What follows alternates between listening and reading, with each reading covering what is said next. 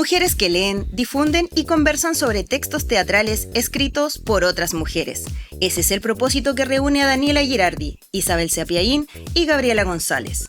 Esto es Dramaturgas Chilenas Podcast, un proyecto en colaboración con Teatro Sidarte y Radio Juan Gómez Millas.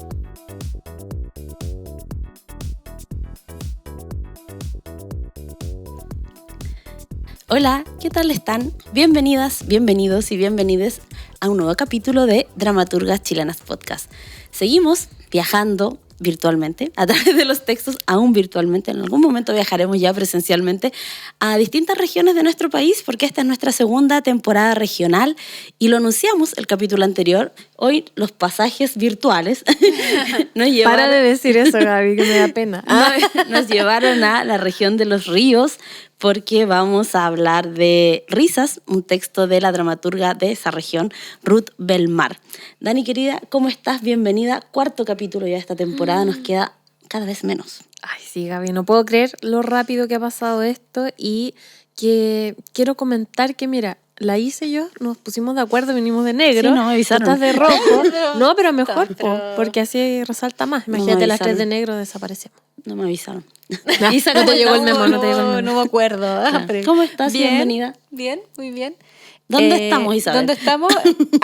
Yo estaba pensando, estamos en la región de Los Ríos, porque lo estoy leyendo acá. No, estamos en La Maquinita. Perfecto. Habíamos olvidado decir Sí, no que estamos aquí grabando esta temporada regional con nuestros amigos de La Maquinita. Vamos a hablar, esta es la primera dramaturga de la región de Los Ríos. Así es. Que es de la que vamos a hablar y que tenemos en nuestro radar. Sí, de hecho, cuando hicimos como esta búsqueda de más dramaturgas regionales para hacer esta temporada, nos costó mucho más esta vez. Y para la región de Los Ríos fue muy difícil. Bueno, eso salir de las clásicas de Concepción y Valparaíso. Bueno, siempre es una buena oportunidad de decirle a quienes nos están viendo y escuchando que si eres dramaturga y trabajas, o sea, si eres dramaturga en general y no llenaste nuestro catastro o no nos conoces, por favor, contáctanos.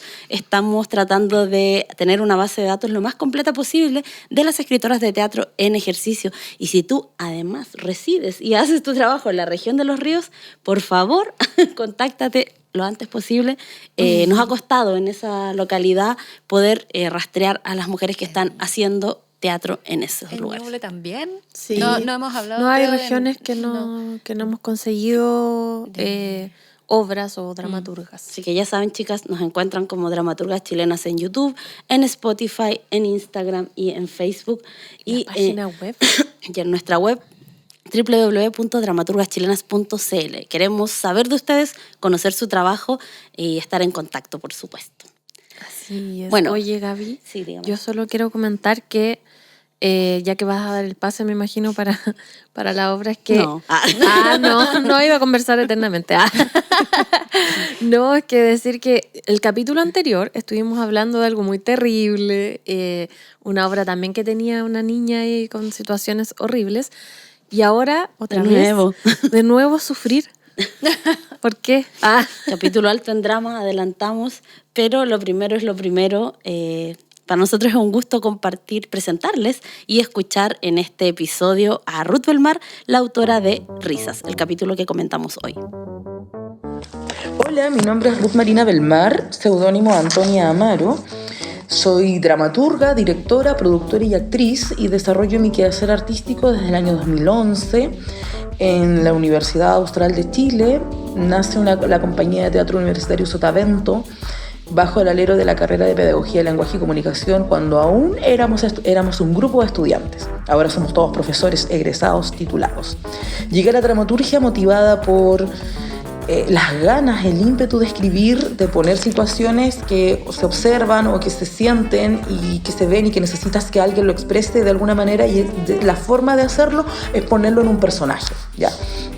La cantidad de obras que he escrito son 4 obras, las emblemáticas, pero siempre estoy haciendo teatro con niños, entonces a partir de las ideas que ellos tienen, de las improvisaciones que hacen, yo escribo la dramaturgia y posteriormente se hace la puesta en escena.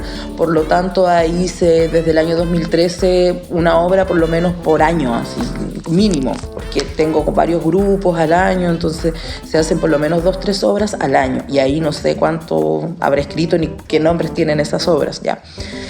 He explorado las formas clásicas, he explorado la forma rupturista de la dramaturgia chilena nueva también, inspirada justamente en autores de esta época más bien.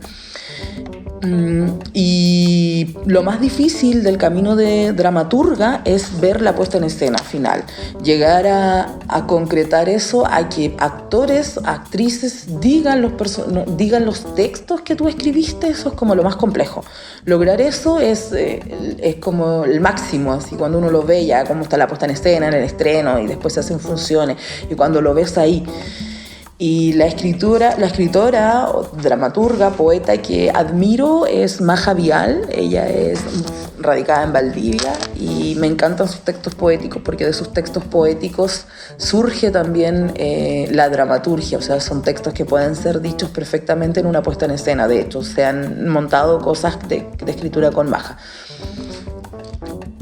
Ya, Isa, escuchamos a Ruth, conocimos parte de su trayectoria. Es tu turno de ponernos en contexto a quienes están escuchando y viendo este episodio.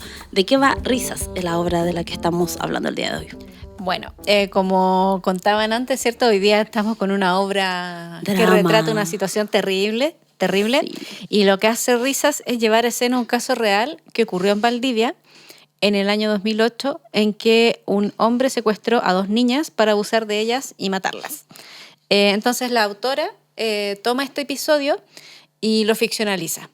Y lo que hace es ficcionalizar la vida de una de las familias de una de las niñas, ¿cierto? Bueno, pero las niñas eran amiguitas, entonces si bien nos focalizamos en la familia de una de ellas, que aquí el nombre es Sofía, tenemos también a Camila, que es la amiga, pero que era parte de esa convivencia diaria que tenía esta familia. Entonces tenemos como personajes al padre, a las 2 niñas, que son Sofía y Camila, ¿cierto? La amiga, y otro hijo, que es Andrés, otro hijo del padre, digamos, que es un muchacho. Esa es la impresión que me dio, que era un muchacho, Sí. ¿cierto? Que no era tan niño. Y la obra es como que está construida en distintas escenas, como igual súper fragmentarias, que van mostrando distintos momentos. Por ejemplo, comienza con un juego entre el padre y los 2 hijos, en que se van tirando un boomerang, Sí. dice, ¿cierto? Y van haciendo un pimponeo de distintas cosas que tienen que nombrar, como películas, platos de comida en un momento. Entonces ahí ya como que la obra empieza todo bien, ¿cierto? Todo Sí. inocente. Y después ya se va oscureciendo a medida que nos van mostrando esos momentos hay escenas como que son monólogos de mucho dolor del padre, del hermano. En algún momento interviene el asesino también. Bueno, igual anunciando desde el comienzo, ¿cierto? Como lo que se viene en esa primera escena del juego. Está el asesino, que es un vecino, está como espiando, ¿cierto? Está como intentando involucrarse en la situación. Hay después otros momentos en donde tenemos las voces de las niñas muertas ya. Hay una escena en la que se retrata la búsqueda de distintos vecinos por la isla Teja, que es donde las encontraron, Sí. ¿cierto? Entonces lo que tenemos es ese recorrido por la experiencia. Es una obra como cargada de dolor, y que me parece que es como casi un poema, pero dispuesto como dramáticamente a veces. Claro, como que no hay mucho diálogo entre los personajes, o sea, Sí, no hay, siempre. pero poco, y hay como más reflexiones o pensamientos, como esa es la impresión que me da, y que además, no sé si les pasa a ustedes, porque no dicen nunca qué edad tienen estas niñas, pero se van a entender que son pequeñas, así como, no sé, 6, 7 años. El caso real tenía 5 y 6 años. Eso, 5 y 6, pero como que las niñas hablan como muy adultas, como las reflexiones que hacen. Entonces es como raro, es como que tuvieran más conciencia de sí mismas de lo que a esa edad uno debería tener, no sé. Sí, no sé, a mí me pasa que igual esto no se desprende de la obra, sino como de mi experiencia como espectador de un montón de cosas. Cada vez que algo parte como con una familia muy feliz, es como yo sospecho. Así, como no, esto como no. Michael Haneke, te hablo a ti. Sí, Michael Haneke aquí como guiando como la mirada, era como, porque al principio es una dinámica muy divertida, que es como que empiezan a jugar este juego, entonces empiezan a decir nombres de películas, luego de postres, entonces, y se ríen como de que el papá es muy lento y no sé qué, y como que se retrata una dinámica familiar como muy cálida. Y como muy cómplices los tres, como el papá con los hijos, bueno, y también la amiguita que parece que comparte harto con ellos. Pero me gusta mucho este inicio, porque si bien tú dices, ya está, no sé, este juego Boomerang que menciona, y que van diciendo películas, y todas las intervenciones del vecino, que no sabemos si las está diciendo para sí mismo, las dice en voz baja, no Como sé. que no se alcanzan a escuchar a los que están Claro, lo están mirando y él la habla, pero la cosa es que cada intervención que hace de las películas son películas terribles, onda, o de terror, o como de cosas que tienen que ver un poco con oscuridad. Entonces, por ejemplo, no sé, están todos diciendo películas así como, no sé, de monito, o películas así como muy Más comunes y liviana. corrientes, claro. Y él habla así como de Masacre en Texas, del vampiro negro, creo que le pusieron en español a esa película. No me acuerdo cuál más menciona, pero menciona como puras películas así como terribles. Como que te está dando señales de... Claro, de que él está interrumpiendo con esa oscuridad este juego. Entonces Sí. eso me gusta. Y mencionar además que, como decía la Isa, que esto pasa en Isla Teja, o al menos a ella las encontraron en Isla Teja, ella el vecino en vez de decir masacre en Texas, dice masacre en Teja. Ay, está como Sí. todo el rato así como advirtiéndote sin que te des cuenta. Esto haga algo para Y porque además igual está así como hay mucha información, entonces probablemente Sí. eso puede pasar como muy desapercibido, pero es como es como un anticipo, un spoiler de lo que viene.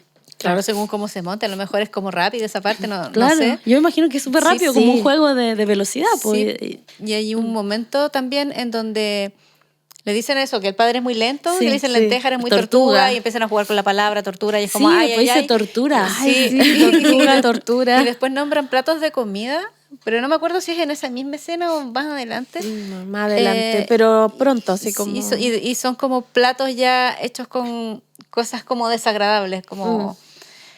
¿Cómo era? No me acuerdo, por decir, helado hecho con una leche agria que quedó ahí. Sí, y como, sí. así, Como cosas y que se como están ahí. pudriendo. Claro, también dices ahí. Y como no, que no termina bien. Bueno, uno de los ejes importantes que tiene Risas es que, además de estar basada en este hecho que igual conmociona harto a la zona, yo busqué información y, bueno, no solo como a la zona de allá, sino también como que tuvo mucha repercusión mediática y como cuando los medios se meten como con esta cuestión como media de circo romano, como exacerbada, entonces hay muchos titulares como maldito animal, mató a 2 niñitas o a 2, como cosas muy... Mucho adjetivo. Mucho adjetivo que como que al final, nada, como que despiertan en las personas como una situación como muy límite.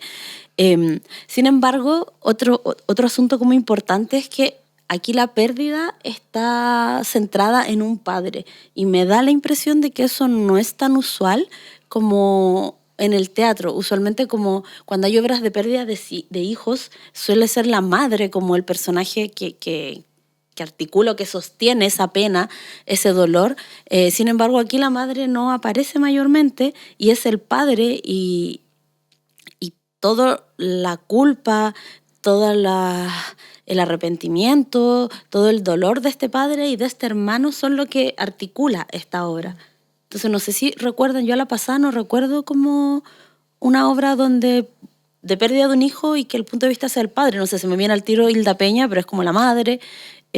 Saben que a mí tampoco, ¿no? Como, no, Me parece como Sí. novedoso desde ese lugar también. Claro, no es algo muy usual porque, como dices tú, está muy ligado al tema como de la maternidad, de los hijos, como que es algo que hemos visto o hemos leído muchas veces.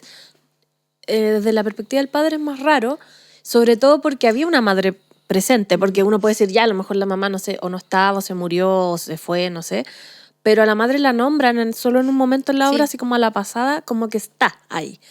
Pero en este caso, como que al parecer el vínculo era mucho mayor entre estos niños y su padre. Y es él el que va, como dice la Gaby, como que va sufriendo a través de la obra la pérdida de Sofía. Desde distintas perspectivas, como un poco, pues, obviamente, el dolor, pero también está un tema como de la culpabilidad, que lo vamos a comentar. Está el tema del como de no aceptarlo, no sé, como que hay varias cosas que van cruzando, pero siempre desde el padre y también un poco desde el hermano mayor. Sí, y creo que como que en esa revisión de este dolor también hay una cosa como bien importante que es que el padre aparentemente, antes de que ocurra esta tragedia, no se da cuenta de las alertas que había y luego ya ocurrida empieza como también en diálogos ficcionados como con la hija muerta, por ejemplo, que le dice él te miraba lascivamente y cosas así, como que, no sé, siento que como que él se da cuenta que desatendió muchas señales que no sé si hubieran evitado la tragedia, No. pero no sé, me quedó muy marcado una frase que usaba la dramaturga del capítulo anterior, la Amarilis, que decía, los niños no pueden escapar. Y yo creo que cuando alguien va a hacer una aberración de esa envergadura, no sé si realmente puedes prevenirlo, claro, como de qué forma, si es una cosa tan planeada, tan, no sé, el tipo estaba escuchando, estaba mirando, sabía lo que a las niñas les gustaban, porque no lo mencionamos, pero este vecino como que las engaña porque las ve un día jugando con unos perritos abandonados y luego las hace que los sigan ofreciéndoles un perrito, un cachorrito. Entonces ellas así van y así es como las secuestra y se provoca todo el desenlace. Entonces, pero es como interesante también esta situación de él como dándose cuenta de que habían conductas sospechosas que él dejó de ver. Claro, es que yo creo que cuando pasan las situaciones, empiezas a encontrar sentido a cosas que antes te pasaron por alto. Pero sobre todo cuando hay algo tan traumático de por medio como una muerte, es usual o común que la gente cercana se empiece a culpar. Por distintas situaciones, aunque no tenga nada que ver con algo que tú hiciste o no hiciste. Pero claro, o sea, en estos casos, sobre todo una pérdida de un hijo o una hija tan traumática, es como, no sé, no la cuidé lo suficiente, no me di cuenta, a lo mejor si encontraba que este vecino se estaba metiendo mucho, no sé, haberle ido a decir como amenazarlo, no sé, pegarle, cualquier cosa, pero claro, yo creo que en ese sentido se retrata bien como un poco estas etapas del duelo que le dicen, y la dramaturga ahí lo transmite a través del padre, que como dijimos, me parece que no es tan usual y que además que se desarrolla bien como esta idea de, sentía yo como mucha complicidad entre él y sus hijos, como que jugaban mucho, por ejemplo, el padre le gustaban las plantas y hacía que los hijos también lo ayudaran con el tema de regarlas y qué sé yo. Entonces siento que había como como un compartir como cotidiano con sus hijos, como que estaba muy presente ahí. Y dentro como de ese duelo que está viviendo el padre es como súper fuerte también por la muerte que tiene la hija y la amiga, que en un momento él dice es como mi hija también nomás porque estaba acá y... Claro, como que pasaba harto tiempo ahí con ellos, parece. Sí, y que siempre esa muerte como de algún hijo va a ser terrible. Muy terrible y acá se acrecienta con todo lo que ocurre y con toda la culpa que él pueda acarrear. Sí, es igual cuando presentan estos dos, cuando el padre dice eso y cuando sabemos de esta amiguita, como que yo siento que uno siempre se retrotrae a la infancia cuando tenía ahí una amiguita y andaba ahí como todo el día con esa amiguita. Sí. Entonces, claro, la amiguita no es su hija, pero tiene una cotidianidad tan grande que de cierto modo es más que la amiguita de su hija. Sí, pues juega con ellos todo el tiempo, entonces pasa a ser, un poco parte de la familia. Y ahí, si bien no se dice explícitamente, pero siento que Andrés también sentía una responsabilidad de cuidarla a ella también, además de su hermana. Y bueno, y creo que dentro de esto se tiene que ver lo que estábamos conversando de cómo una muerte así tan traumática, porque, o sea, obviamente toda muerte va a acarrear un dolor muy grande, pero no hay una preparación porque es algo como que pasa de un momento a otro y es súper traumático y termina siempre afectando a la familia al final. Es como tiene un efecto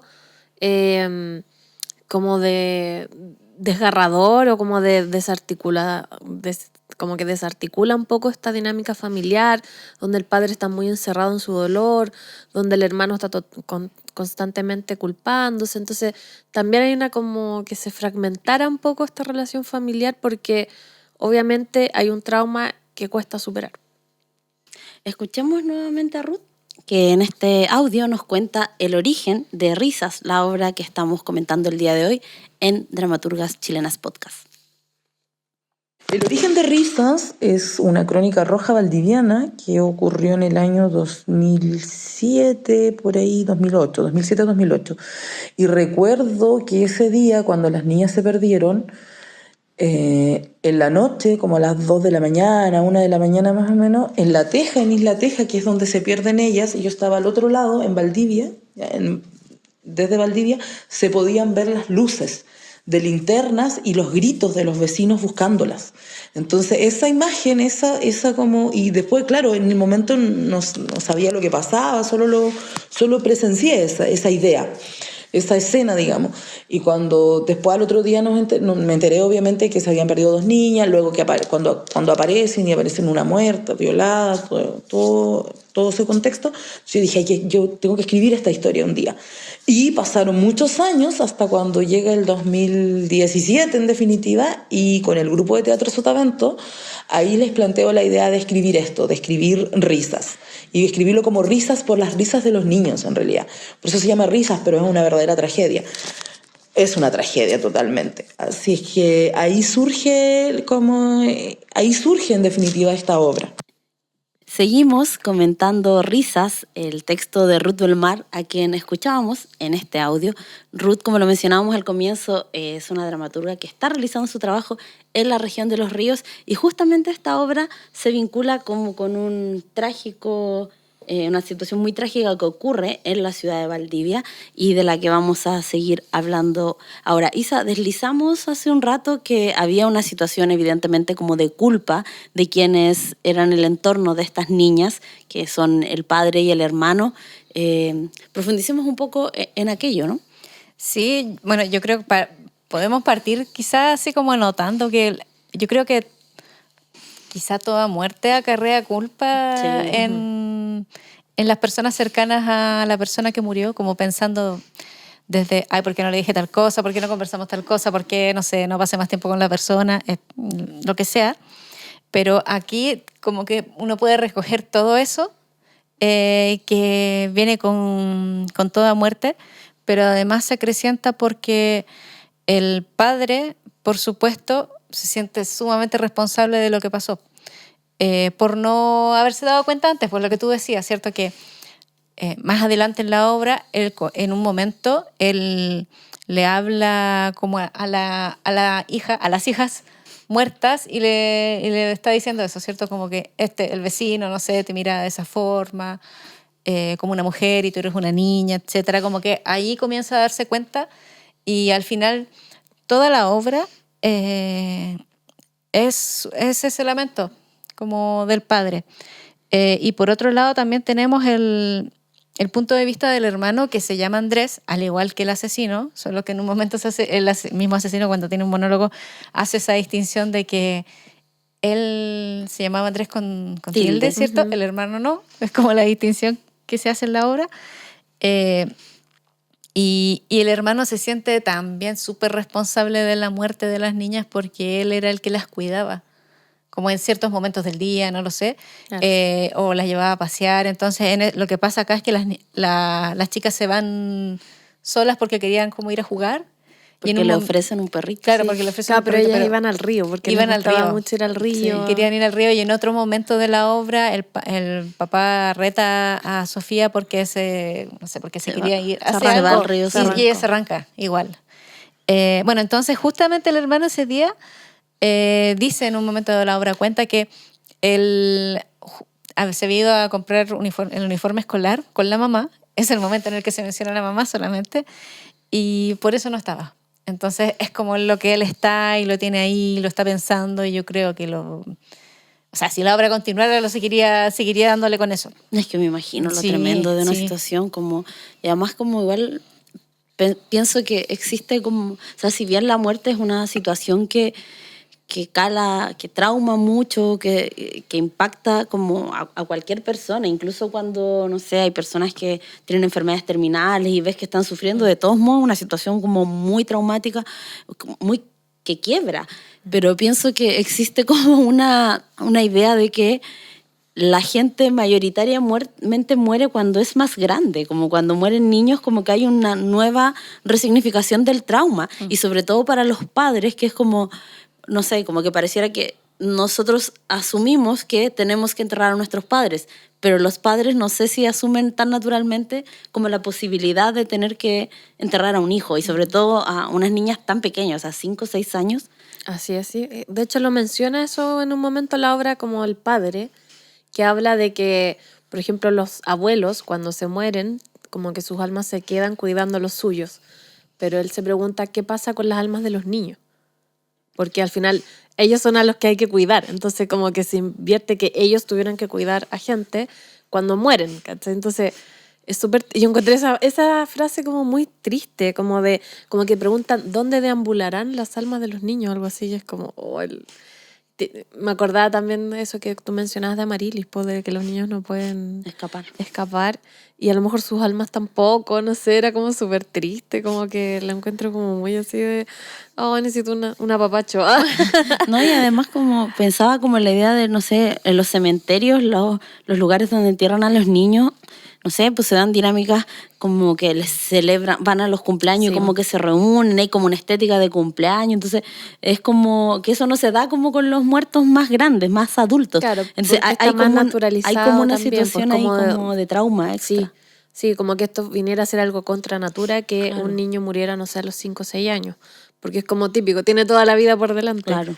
De hecho, también hay un momento en la obra porque la dramaturga también les da voces a estas niñas como me da la impresión de un poco cuando están así como muriendo, sí, o después cuando ya están muertas y como que están diciendo unas cosas así media como, es lo que te decía yo, que sonaban muy adultas. Uh-huh. Y como que habla un poco de eso, sobre todo creo que era Sofía, que decía, yo cuando grande quiero ser, no sé, tal cosa, o como diciendo un poco lo que no pudo vivir o lo que no va a vivir, y es como... Es súper triste, es desgarrador. Y bueno, yo creo que también pasa dentro de todo este tema de la culpa que estábamos conversando, que también un punto de cuando hay una muerte es cuestionarte como las cosas en tu vida o como de el universo, por así decir. Entonces, creo que hay un tema que mete un poco en la dramaturga Ruth que tiene que ver con la religión. Un poco esto es como de cuestionarte tu fe o como lo que crees y decir como, no sé, ¿por qué si Dios es tan así como bueno y tan misericordioso permite que sucedan cosas tan terribles como estas muertes violentas como a unas niñas tan pequeñas? Igual, no sé si mencionamos, pero que el caso real, las niñas no solo fueron asesinadas, sino una de ellas antes fue violada y la otra luego fue abusada cuando ya estaba muerta. O sea, es como, entiendo como el punto del padre, que es decir, como sí, cómo si hay Dios va a permitir una situación, una aberración de este tipo. Así es, y de hecho también está ese punto de como cuestionar, como eso que mencionábamos de Dios, ¿por qué permites esto? Pero también hay una frase que el padre dice que Dios lo está castigando. Dice, Dios me castiga porque soy yo quien carga a mi pequeña sin vida, soy quien la lleva a su última morada. Y es como también este tema de la culpa, de echarte la culpa, de decir, castígame por mis pecados, por lo que sea que yo haya hecho, por como sea que yo haya sido, este es mi castigo. Y es como, ay, qué tremendo que alguien diga eso, porque ¿quién va a querer que te... O sea, yo creo que uno ni siquiera su peor enemigo va a querer que viva una situación de este tipo. Claro, pero yo creo que en este caso como que tanto el papá como el hermano se sienten un poco negligentes. Como, sí, por supuesto. Como que ese día, no sé, el hermano no estaba o el papá confió en el hermano, que se nos presenta como un cabro de, no sé, 10, 12 años, como claro, no es un adulto todavía. Entonces, como claro, esas prácticas yo siento que acrecentan la culpa, porque era sí, como, ¿por qué yo, no sé, por qué no estaba este hijo? ¿Por qué sí, yo los dejé solo? Entonces, pienso que hay como una situación de negligencia que ellos perciben que que permitió que esta situación ocurriera. Claro, pero igual es como ellos, es el ejercicio de ellos de escarbarse y escarbarse Sí, y totalmente. buscar la herida y como romperla más por el dolor. Es como un Por el dolor. autoflagelo igual. Sí, sí, po. Pero es Sí. que también pienso Qué como mal. que es muy difícil, o sea, como insisto, la muerte, pero además en esas circunstancias, entonces como, no sé, me parece que es como un ejercicio medio desesperado de poder entender, porque eso es, una muerte así de este tipo es incomprensible. Claro, encontrar una explicación del Claro, por qué. claro. Y eso nunca lo vas a saber. No. Porque no tiene explicación, básicamente. Es algo como totalmente, como que rompe con toda la normalidad, por así decir. Y no creo que haya una explicación de por qué, ni una justificación, ni nada. Y bueno, quería mencionar algo antes de que pasemos al próximo bloque, que escuchando el audio de Ruth se me olvidó que, ¿te acuerdas que mencionamos en el capítulo anterior con Amarilis que ella había partido de la idea de esto de los niños, de la infancia, de la inocencia?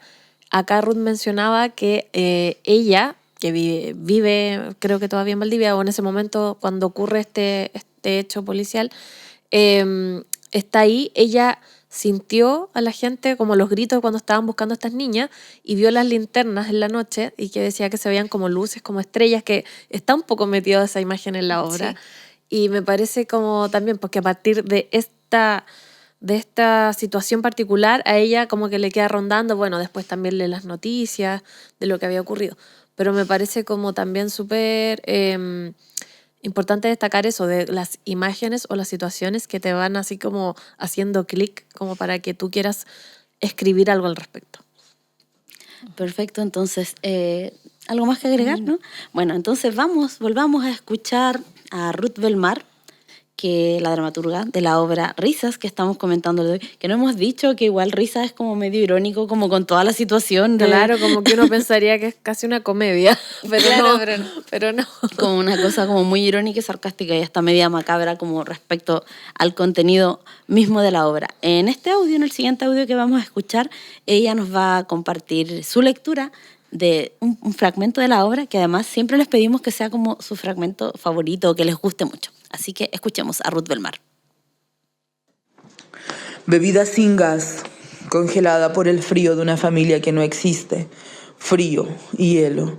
El viento se cuela por las paredes que se caen, el jardín se seca, las plantas del jardín de mi padre se mueren. Se agotan las fuerzas de los sueños y las paredes de mi casa se caen. Es un terremoto de los 60 o del 28F. Veo a mineros sobreviviendo en la tele. Profano. Huérfano, huérfano, huérfano, humillante, más profano aún en público. Y ellos miran, y yo veo el féretro de mi hermana, y sobre él caen las flores y la tierra, y las flores y la tierra, y los gritos y los llantos retumban en mi cabeza. Me muevo entre sombras, entro a la iglesia y la iglesia entra a mi casa, y el cura dice... El cura toma el cáliz y dándote gracias lo bendice y lo pasa a tus discípulos y dice que dijiste, tomad y bebed todos de él, porque este es el cáliz de mi sangre, sangre de la alianza nueva y eterna. Y rezo e imploro y ruego y pido a Dios Padre, Padre nuestro que estás en los parques, santificados sean tus ritos. Perdona los pecados de los violadores que ultrajan la vida de niñas y niños. Perdona mis pecados, perdona los pecados de mi padre y los de mi madre. Perdona la injusticia. No llores porque no hay motivos. Hágase tu voluntad, aunque sean muertes, violaciones, terremotos, inundaciones, asesinatos y a suicidas culpables. Dame hoy la tranquilidad de cada día y vuelve a perdonar mis ofensas, gritos y pecados, como también los pecados de mis hermanos en la calle. No me dejes caer en los días monótonos de no hacer nada y libérame de la angustia. Amén. Escuchábamos a Ruth Belmar en este capítulo que estamos dedicando a su obra Risas en esta nuestra 5ª temporada de podcast. Así ¿Cómo es. agarramos tanto vuelo? Sigo preguntándome lo mismo.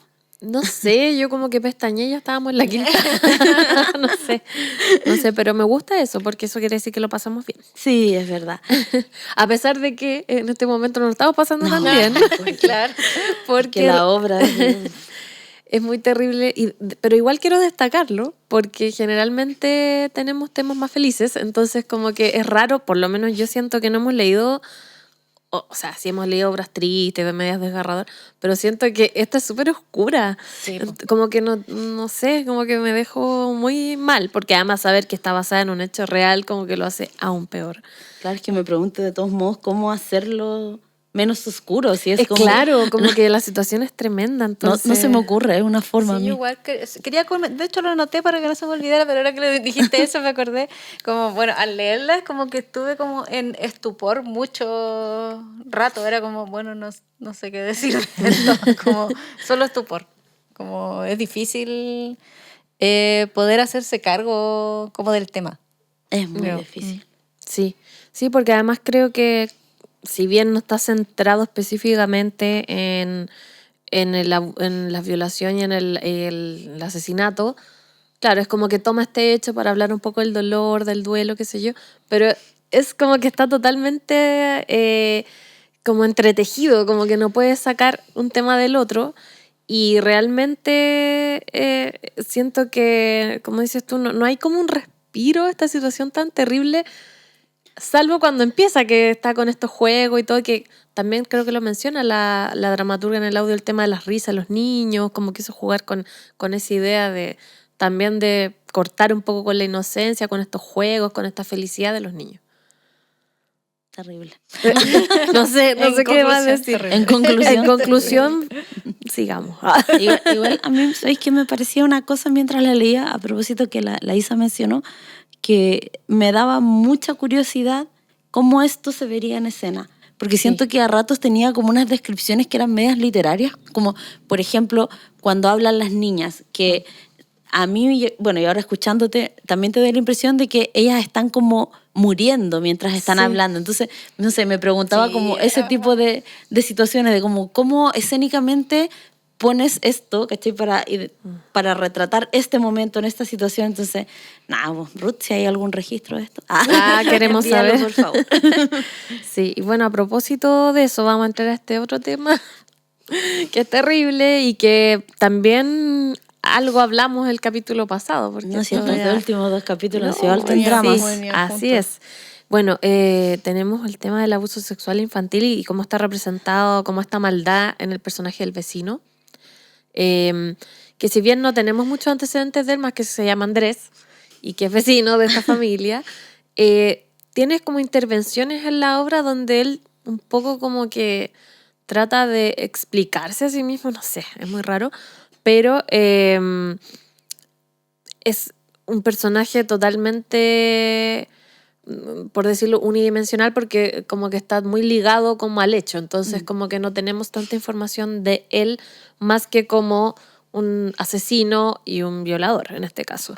Entonces, por ejemplo, de repente el vecino habla, y que esto igual me llamaba la atención, de que estaba como, no sé si orgulloso es la palabra, pero podría ser, o que le gustaba que su nombre estuviera en los medios, en los diarios, como un poco esta búsqueda de fama y decir como yo un poco tenía que cometer el crimen más atroz porque así iba a ser más famoso, o sea, ya así, totalmente narcisista. Y también le pusimos como delirio mesiánico, Ujú.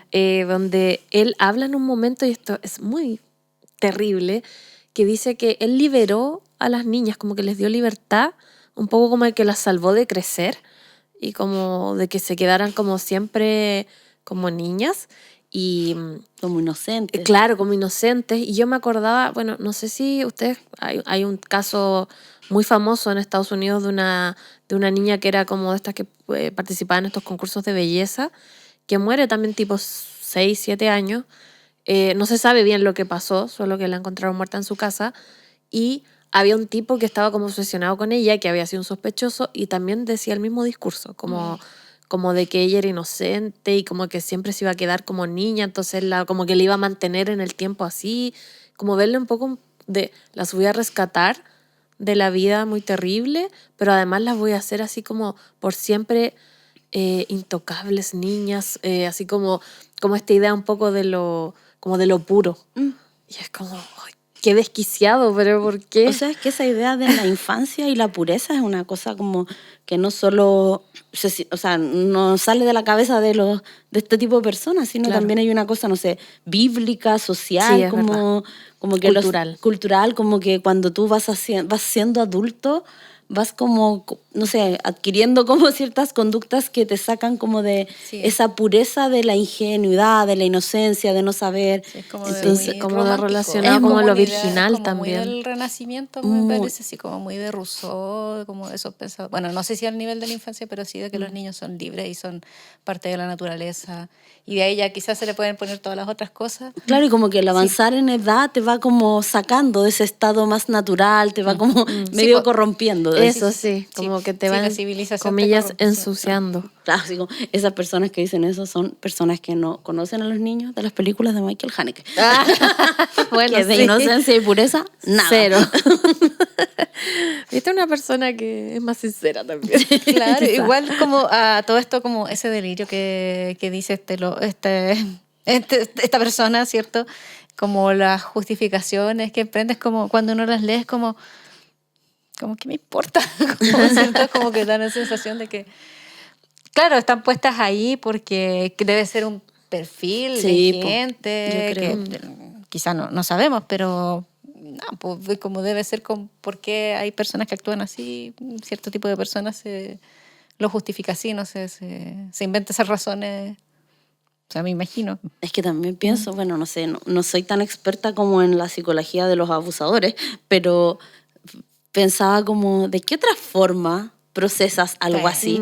Como, ¿cómo vives como con la idea de abusé de una niña, la asesiné a otra, la abusé cuando estaba muerta? Es como, ¿de qué forma eso, como no que sé. llevas eso? Tal vez como toda esta idea media mesiánica de que la estoy salvando, no sé, son cosas que la mente puede llegar a inventar como para sobrellevar la barbaridad que hiciste. Claro, una forma también como de ¿cómo dices tú? De justificar o como de encontrarle algún sentido como a lo que hiciste. Que puede ser, por ejemplo, en el caso de una persona que es víctima de algo, cuando te dicen que tu cerebro te protege, como que te bloquea, así como que se te olvida, no sé, como que está ahí como un recuerdo bloqueado. Quizá en este caso es como justifiquemos lo que estamos haciendo porque si no, no podemos vivir, no sé. Es como... Igual, No sé Yo si creo que eso funcionará impulsa así, a hacer pero- proceso. no tengo idea, ¿cachai? O sea, como que siento que esa parte de ese personaje es como que, no sé si está puesta con ese fin, pero a mí al menos como que solo me despertó preguntas y más preguntas. Era como, ¿por qué el tipo como que lo instala desde ese lugar? ¿Por qué la dramaturga como lo incluye? ¿Cachai? Porque como tú decías al principio, es como, ¿qué me importa? Como basura. O sea, Claro. pero es como que genera preguntas, tensiones. Sí, es que yo creo que esa es como la idea también, de decir como darle voz a esta persona, es como un poco lo que decís tú, como generar cierta, no sé si tensión, así como de extrañeza, de decir como, ¿por qué yo tendría que escuchar o leer en este caso como toda esta justificación que no tiene ni un sentido además? Pero claro, en su mente enferma a lo mejor sí. Y de hecho tengo acá como esa frase, porque la encuentro muy, muy terrible, cuando él dice, su último aliento, su último deseo humano lo vi en sus ojos y querían ser libres. Yo les di libertad, yo las escogí para que sean primeras entre sus amigas y sean bellas damas de la sociedad que se ha ido. Yo las nombré mías y eternamente mías.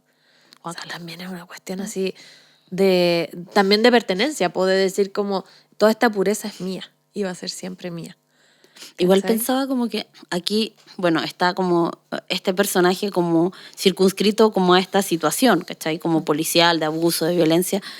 Pero pensaba que, no sé, hace unos meses vimos como un alcalde declarándose orgulloso porque los matinales estaban hablando de él a propósito que una funcionaria lo había grabado acosándola. Sí. ¿Cachai? Entonces como que, no sé, pensaba en eso, como que en este caso está como en una persona aparentemente como con problemas psiquiátricos, aparentemente como muy desequilibrado, Pero bueno, sí hay personas como que 2024 están diciendo esa cuestión, ¿cachai? Sí, yo creo que pasa más de lo que uno cree, porque hay gente que realmente comete los actos más atroces solo porque quiere que lo vean.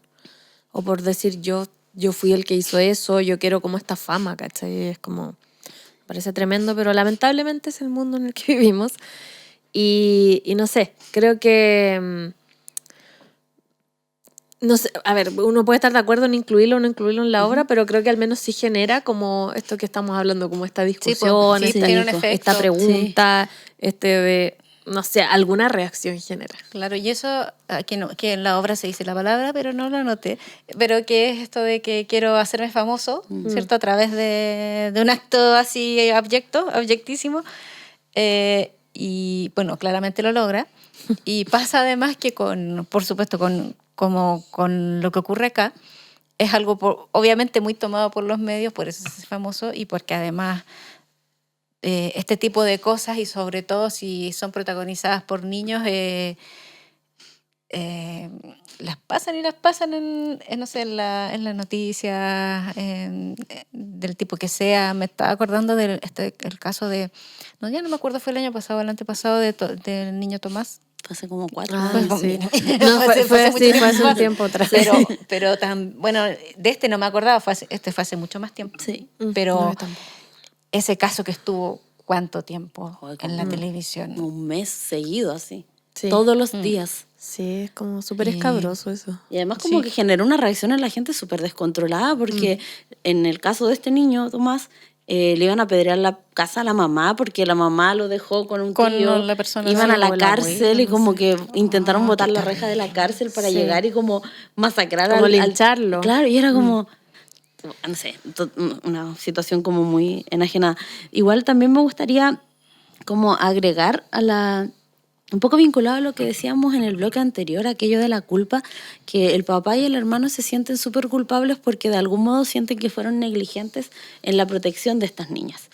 Y sin embargo, no sé, yo pienso personalmente que cuando un tipo comete como un crimen como de estas características, no sé si hay tantas posibilidades como, o sea, a lo que voy, que no es una situación como espontánea que él vio a las niñas solas y se las llevó y ocurrió. El tipo como que las venía estudiando hace mucho tiempo. Estaba planificado. Como sabía que las niñas iban al río, sabía que le gustaban los perritos. Entonces, estaba buscando un poco la oportunidad para hacerlo, pero claro, como cuando tú estás ahí como sufriendo como esa pérdida es súper difícil de ver, pero pasa que en todos los abusos a menores, cuando uno puede ir mirando cómo se desarrollan las cosas, va ir viendo eso, pues que no es como que hubo una oportunidad en que ellos se descuidaron y no sé qué, sino que había una planificación súper grande, ¿cachai? Para no solo llamar la atención de los niños, sino para aprovechar que los papás no estaban cerca. Y a veces son cosas de segundos. Exacto, y porque además pasa mucho en los temas de abuso que son un círculo cercano a los niños. Sí. O sea, tenemos ya la familia, obviamente, que es más como alguien al que puedes acceder más fácilmente porque viven bajo el mismo techo, pero también la gente que rodea a la familia, que puede ser cercana, como en este caso el vecino, que al parecer tenía algún tipo de relación, al menos de vecino con ellos, o sea, lo conocían. O sea, es que ya siendo el vecino podías empezar a definir cuáles son las acciones diarias, las claro, por rutinas eso. de la No, pero además que las personas. niñas lo conocían. Sí. Entonces, tampoco es como una persona totalmente extraña para ellas que se acercó y les habló, a lo mejor pero sí recuerdo que en una parte de la obra las niñas como que decían que les daba un poco de miedo él. No me acuerdo exactamente por qué, pero decían así como, ahí está, ¿no? Así como nos está mirando, y es como, ay, y la otra niña le dice algo así como, te da miedo, como que la empieza a molestar, así como que es gallina, no sé qué.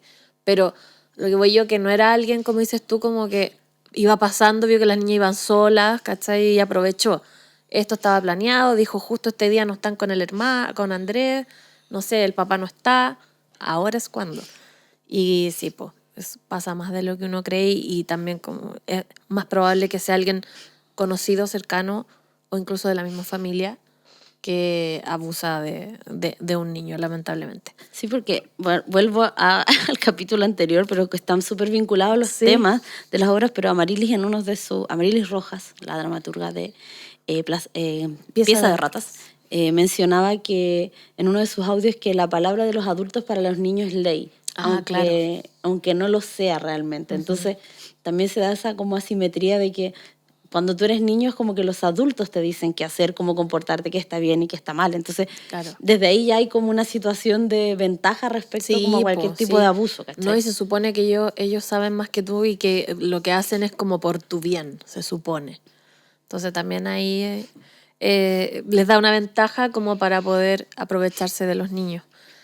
Antes de que, no sé si... Ay, Isa, no sé si vas a decir algo de eso. Es que me quedó algo como que quería comentar. A propósito, Isa, de lo que tú estabas diciendo, de que los medios, cómo trabajan como este tipo de noticias o de hechos.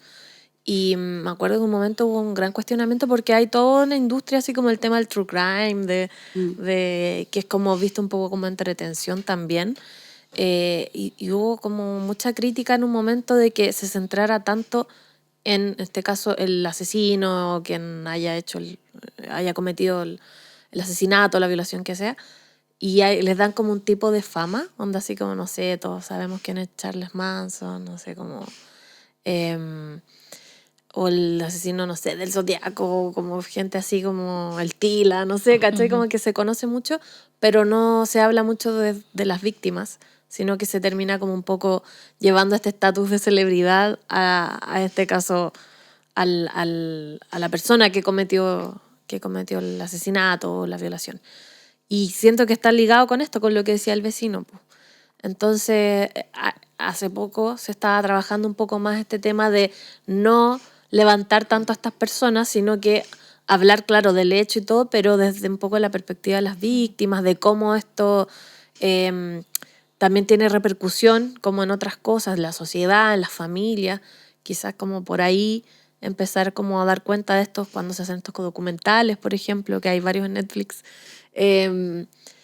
Creo que es una buena opción también, porque tratar de no darles tanta tribuna, como que también eso lleva a que personas quieran ser famosos por motivos muy equivocados. Es verdad. Bueno, volvamos a escuchar a Ruth en este audio. Siempre les preguntamos a las autoras por su presente. ¿En qué están trabajando? Escuchemos. Actualmente estoy trabajando con la compañía de teatro universitario Sotavento en el montaje de la obra Tartufo de Molière, adaptación de Roberto Matamala-Elos, un dramaturgo valdiviano. Por otro lado, estoy trabajando la obra Rebeldes, que cuenta la historia de la génesis de Colo Colo. Esto lo estoy trabajando con un grupo de personas que es de la filial de Colo Colo en Valdivia. Por lo tanto, ahí estamos haciendo un trabajo histórico de rescate de cómo se fundó Colo Colo, lo escribí dramatúrgicamente y lo estamos trabajando en el montaje con hinchas. Ellos actúan en los textos que estoy escribiendo. En el ámbito escolar estoy trabajando con La cantante calva de Ionesco y con un cuento que se llama 7 ratones ciegos. La cantante calva con niños de séptimo básico y los ratones ciegos con niños de primero básico. Y en mi futuro veo La dramaturgia de perros, que es una obra que está empezando, la tengo escrita, pero le faltan cosas para que vea la luz. Llegó el momento de cruzar imaginarios culturales y referencias. Son nuestras recomendaciones. Ustedes saben que en cada episodio traemos películas, libros, series, discos, hemos traído también artes visuales, cualquier creación artística que se vincule de algún modo con los temas que hemos tratado el día de hoy, en cada capítulo, y el día de hoy específicamente en Risas de Ruth Belmar. Isa, querida, cuéntanos, ¿qué trajiste para recomendar? Ya, yo quería traer físicamente un libro para mostrarlo. ¿Y qué pasó? Ahora que se puede, se me olvidó. Pero no, hubiera sido más bonito. Yo pensé así como no llegó, que venía como... Se me olvidó simplemente. Bueno, pero ese libro, en realidad, yo estaba, no sé si les pasó a ustedes, yo estaba complicada con qué recomendar con respecto a esta obra y voy a hacer una asociación muy forzada. Muy libre. Muy libre y forzada, porque además es tan bueno este libro que quería recomendarlo. Dale, bueno, se llama Carcoma de Laila Martínez. Y es una novela que que retrata como una genealogía, como una familia compuesta por mujeres en un pueblo así perdido de España. Y ellas viven en una gran casona que está llena de sombras, como llena de voces. Es una novela que retrata una oscuridad, pero abismal, así como una oscuridad de estas sombras, voces como, digamos, espectros, pero no son tampoco espectros, son como seres muy oscuros.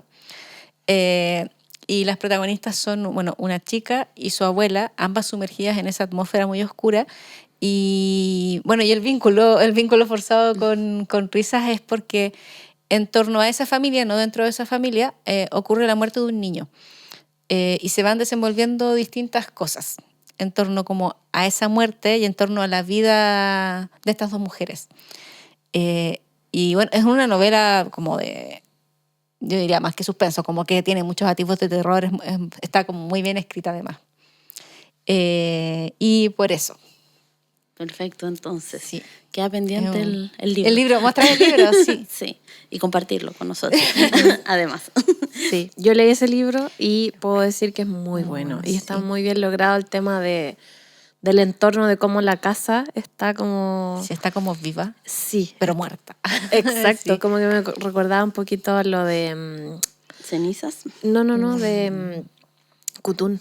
Ah, Como el tema de los espacios y como quedan marcados también como por sucesos traumáticos o terribles que se viven dentro de ese Sí. espacio. Además, algo que se me olvidó decir, pero ahora que como que empezaste a contar más cosas, también está cruzado como un conflicto de clase ahí. Sí. Entonces, eso siempre da gusto. Pero y hay un tema también como con la herencia o como de lo que se pasa de generación en generación, como el tema del dolor. Y eso también. es herencia, Sí. no la herencia. Sí, no herencia monetaria. No las casas. No las casas, lamentablemente. Dani, querida, cuéntanos, ¿qué vas a recomendar? Bueno, yo voy a recomendar una serie que es británica y se llama The Missing. Sobre todo la primera temporada, porque tiene 2 temporadas, pero la primera es que porque son estas como temporadas que, como aparte, no sigue la historia, sino que está dentro del mismo universo. Bueno, esta historia pasa en 2006 y son unas vacaciones familiares donde está papá, mamá, hijo, un hijo pequeño como de, no sé, 5 años, y el papá sale con el hijo y estaban celebrando, creo que era como el final del Mundial de Francia. Y entonces están viendo 98. ahí, claro, y está el partido, pero ellos están en una especie como de lugar donde hay piscina, pero también hay como unos bares, como para los papás, no sé, lugar Como así un como... resort. Sí, pero era como un tema como recreacional, no sé, pero está en un lugar así. Y el tema es que el papá en un momento va a comprar, por ejemplo, una cerveza y en un segundo como que tenía al hijo tomado de la mano y el hijo en un segundo ya no está. Entonces lo empieza a buscar frenéticamente y no lo encuentra. Entonces, bueno, parte de todo obviamente la investigación, la desaparición, y el niño pasan muchos años porque van pasando los años y no lo encuentran y el papá se obsesiona mucho con esto. De hecho, obviamente afecta al matrimonio, que era como lo que hablábamos acá con la obra de cómo afecta también a la familia. Ellos se separan porque él como que no lo puede dejar ir. La mamá en algún momento dice así como, mi hijo debe estar muerto, y como que él está como un poco más, obviamente siempre muy afectada, pero como un poco más asumida de la situación. En cambio, él dice que no, que lo va a encontrar y que no sé qué. Y entonces toda la perspectiva está también desde este padre, igual que en la obra, el tema del duelo, la culpa, el tema del abuso infantil, las cosas que van descubriendo entre medio. Y es básicamente como la búsqueda por la verdad, como de qué pasó con este hijo. Entonces, bien así desgarrador porque el papá sufre un montón. Bueno, la mamá también, pero como que lo toma desde otro punto, como otra forma de reaccionar, que es más interna, como que no lo expresa tan hacia afuera. En cambio, él está así como que pierde su trabajo, bueno, se divorcian ellos, ocupa casi todos sus recursos para esto porque ellos estaban de vacaciones, que no me acuerdo en qué parte específica, pero... Ahí es como Madeleine McCann. Claro, entonces él como que se va ahí y como que entonces ha gastado mucha plata para estar allá porque quiere quedarse en el mismo hotel y no sé qué. Entonces, bueno, todo esto va pasando. Esta serie... ¿Dónde se puede ver? es el problema. Estuvo mucho tiempo en Amazon Prime, ahora vi que la habían sacado. ¿O no? Pero la página amiga la pueden buscar, se llama The Missing, y ojalá que la vuelvan a reponer, porque a veces pasa que la sacan y Las cambian a veces y de las plataforma. cambian. Entonces, sí. Pero recomendadísima para el tema como esto que digo yo de cómo se vive un duelo, además cuando no se sabe bien qué pasó, si es que realmente hay que vivir un duelo o no, como la desaparición. Eso es como que se llama The Missing, la serie, así que ahí la recomiendo. Y a propósito de lo que hablábamos o de lo que comenté yo de los True Crime, quería recomendar uno que está en Netflix, pero ahora no me acuerdo el nombre. Pero búscalo Lo voy a mientras yo hago buscar, mi recomendación. pero que tiene que ver con esto que les decía, que cómo hay una perspectiva más hacia otras cosas más que a la persona misma, al asesino mismo, sino que cómo afectó también a la sociedad. También era en Inglaterra, y recuerdo que hablaban de, por ejemplo, de que generó como un movimiento feminista todo esto, porque cuando empiezan a ocurrir estas muertes de mujeres, como que ponen un toque de queda en la ciudad. Y dice que las mujeres no pueden salir como, no sé, después de las 9 de la noche de su casa porque hay un asesino suelto. Como Carla Zúñiga en enero nos habló de una obra así, ¿no? Parece que sí. Sí, puede ser, pero como que sí, creo que fue Ángela. No, fue Carla. ¿O Fue Carla. Ah, sí. no, sí, fue Carla, Fue toda la Carla. razón. Bueno, era un poco esta serie que voy a buscar cómo se llama porque no lo recuerdo ahora, y habla de eso. Entonces también habla como de los contextos sociales y cómo afectan todas estas situaciones a la sociedad, y no solo hablar como de los crímenes, así como siendo más quizás morboso, por así decirlo, más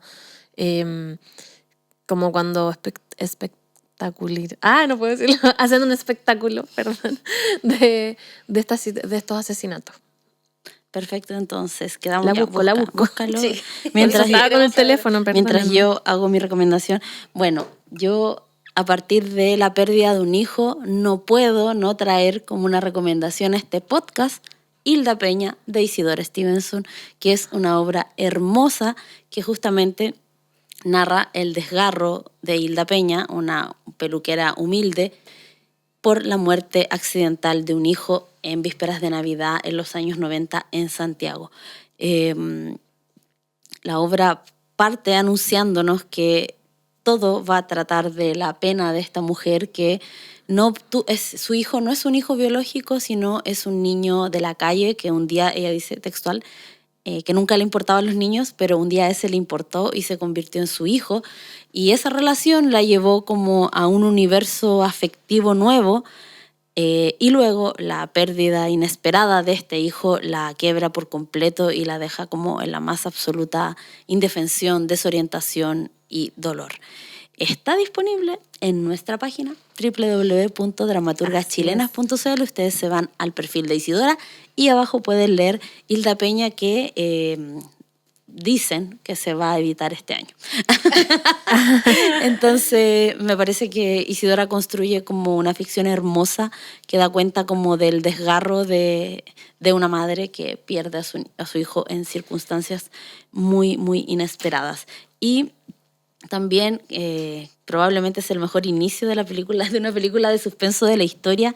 También quiero recomendar M, el vampiro de Düsseldorf, que se tradujo como El vampiro negro acá, y que es una película del año 31 de Fritz Lang, y que justamente un infanticida llega a Düsseldorf y empieza como a alertar a la ciudad porque ha desaparecido una niña.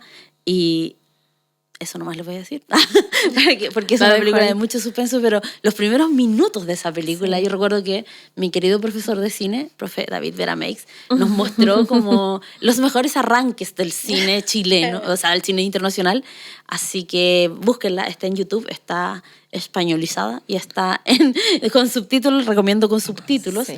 Así que me lo van a agradecer si es que no la han visto, porque es una gran película. Así es, y además mencionada en la obra. Mencionada en la obra. Que estuvimos ahí ¿Encontraste el nombre? O sea, no encontré el nombre, pero se los prometo para redes sociales que lo vamos a tener ya, porque ya no podemos seguir esperando. No, claramente, no, es que lo que pasa es que Netflix tiene demasiadas cosas, entonces como que cuesta un poco encontrar, pero prometo que va a estar para cuando subamos nuestras recomendaciones. Perfecto, entonces cerramos el cuarto episodio y estamos ya en la mitad de esta ruta. Esta temporada tiene 7 capítulos, ya vamos la próxima semana por el 5º. ¿Quieres saber ¿A qué región vamos a viajar virtualmente? Síguenos en redes sociales, estamos en Instagram, en Facebook, en YouTube y en Spotify como Dramaturgas Chilenas. Gracias al equipo de La Maquinita, a Camilo Carrasco en el registro audiovisual, a Lía Arenas en la producción y a ustedes, pues chiquillas, muchas gracias. Muchas de nada. Nos vemos entonces la próxima semana. Que estén muy bien.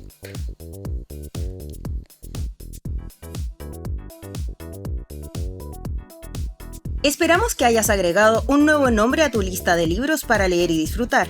No te pierdas el próximo capítulo, donde seguiremos revisando textos de dramaturgas chilenas. Producción, Lía Arenas. Grabación, edición y montaje, La Maquinita. Y realización audiovisual, Camilo Carrasco. Música original, Sean Moscoso. Este proyecto es financiado por el Fondo Nacional de Fomento y Desarrollo de las Artes Escénicas, Convocatoria 2023.